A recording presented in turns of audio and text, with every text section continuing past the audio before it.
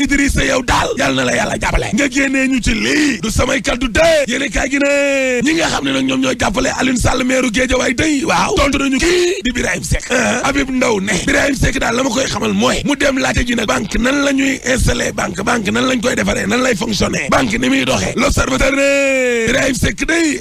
mi ngi wut Alioune Sall de waaw waaye Alioune Sall day da koo saaga la ilaha illallah marti tali li wax day rafet waay ma ne da koo saaga de ba nuppi nag daal di porter plainte kii di Birahim Seck laa la wax waaye Birahim Seck day ku ko samañ mu saañ la ko ba mbaax parce que Birahim Seck ci tribune yéeni kay nee na Alioune Sall gis nga plaintam boobee waaye na ko gaawal balaa maatu dama waroon tukki waaye sama billet bi dama koy tardel Alioune Sall na porter plainte gaaw parce que man sama kàddu ya ma waxoon démb moom laay wax tey laa la wax très bien te nekkul ne nag ay kàddu Alioune Sall ak waxam yi la mooy tax ba duñu def suñu liggéey laa la wax super tribune yéeni kay de gis nga Alioune Sall day waaw bukki ba nga xam ne moo matoon Karim Wade moo ko yoot marti tali la ilaha illallah la dal Karim Wade ci boppam laa lay wax ni moom moo yoot Alioune Sall mi le parce que yow tuuma yi nga xam ne kon Birahim Seck mi le tuumal na ko Alioune Sall mi le dara ko Macky Sall garaaw na génn xeetu garaaw goo xam ni dañ koo war a leeral ba mu leer nañ parce que bu ñu sukkandikoo ci Birahim Seck kat mooy gis nga pétrole ak gaz bi nga xam ne kon moom la ñu gis ci Sénégal gii ak taxawal bi nga xam ne taxawal nañ ko Banque de Dakar waaye loolee rek daa doy sëkk na ngir waaye forum civil ci la xelam tey ci am xaalis bu salte boo xam ne kon dañ koo bëgg a setal di wàllum blanchiment ba koo jaare ci Banque de Dakar gii nga xam ne nee nañ oo yaay Alioune Sall mooy administrateur ba yéene kaa gi ne mais gis nga Macky Sall mi le lenn de la doon wax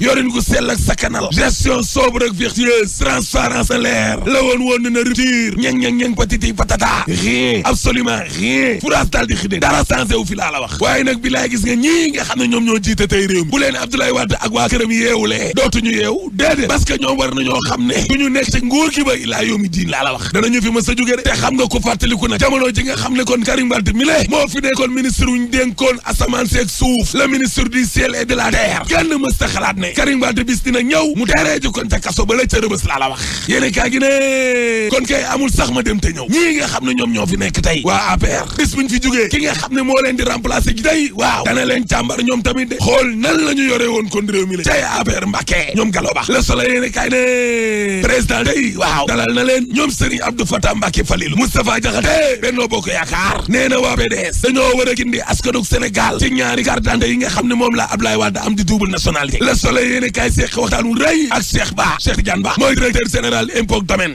waa ji nee na junni ci ay milliards ak fanweer ak ñaar 2015 dugg na alhamdulilah Le Populaire ne sulleeti nañ néew de ca armée lu caaroy kaw marti tali la ilaha illallah ma ne yeneen ñetti doomu aadama yoo xam ne kon dañ doon sulli ay néew te colom faal ke teg nañ leen loxo tribune yéene kaay ne Pape Massata Diack day waa division des investigations criminelles day danañu ko convoqué marti tali la ilaha illallah ma ne la oto yi nga xam ne nag dañ ko doon sàcc katu oto yo waaw libération yéene kaay ne Moustapha Cissé de jàpp nañu ko la ilaha illallah maa la wax li dem naa ca lamb ja Modou Lo ak Gris Bordeaux ma ne lamb ja taxaw na tribune so ne Gris Bordeaux day roi des arènes bala soxla waaye Bombardier da koo waaf looloo ma jaxal cey alaaji ak mbuur moo gën a neex fee ne alaaji tëjal